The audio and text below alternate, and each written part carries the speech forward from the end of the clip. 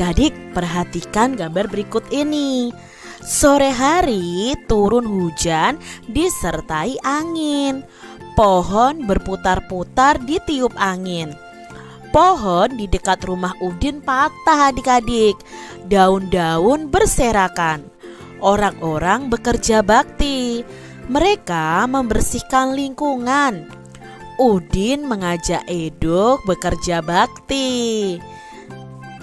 Ayo kita baca percakapan Udin dan Edo berikut ini adik-adik. Apa yang sedang kamu lakukan, Edo? Tanya Udin. Aku baru saja menangkap ayam. Hujan sangat deras.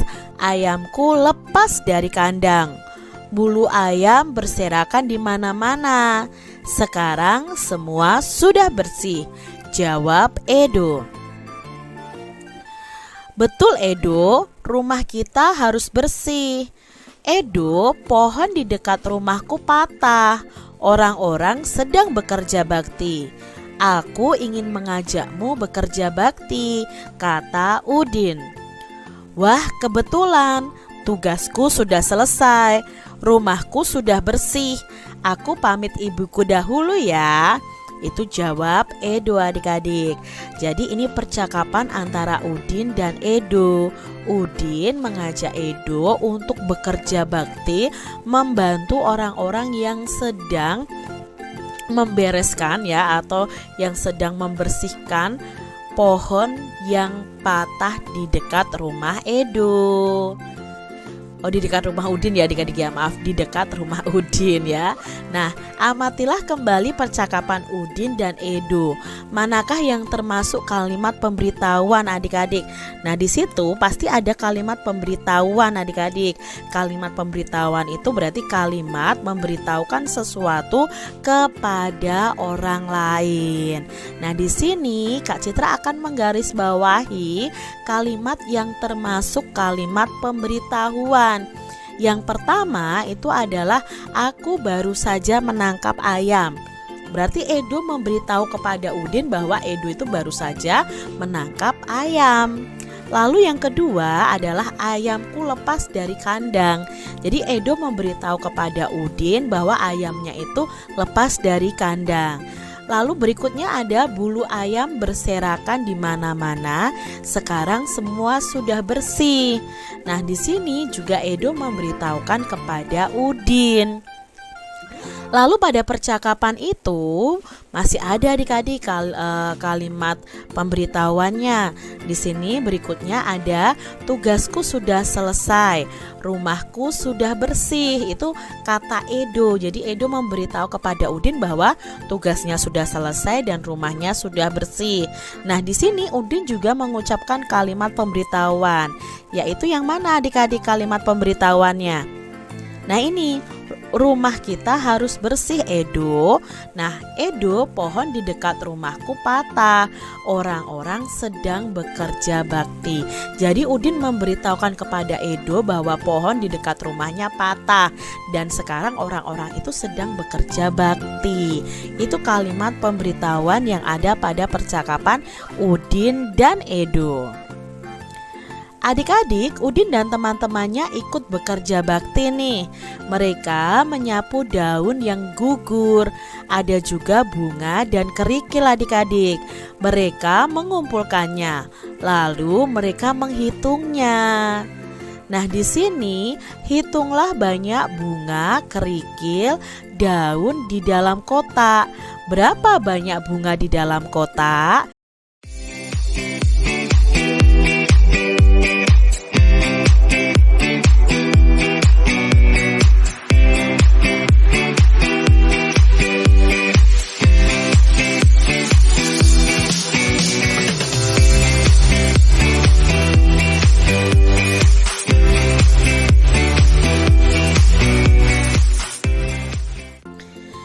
Dapatkah adik-adik membilang seperti Udin? Coba adik-adik bekerja samalah mencari daun yang gugur.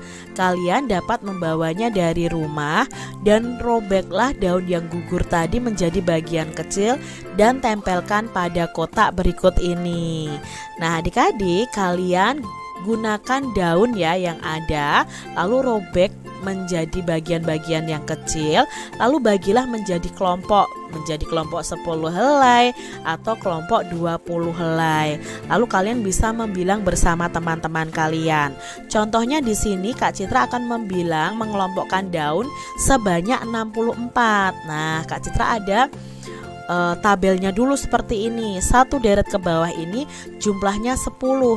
Kalau 64 berarti 10 ya, ditambah 10, ditambah 10 daun lagi, ditambah 10 daun lagi, ditambah 10 daun lagi, ditambah 10 daun lagi. Kita hitung dulu apakah sudah ada 60. 10, 20, 30, 40, 50, 60. Nah, padahal di sini 64, berarti kurang 4 saja. 1, 2, 3, 4. Ini jumlahnya di sini 4. Berarti kelompok daun ini sudah sebanyak 64. Kita lihat adik-adik contoh berikutnya. Kelompokkan daun yang banyaknya 72. Nah, kita kelompokkan daun yang banyaknya 72. Ini 10. Ini 10 lagi berarti sudah 20.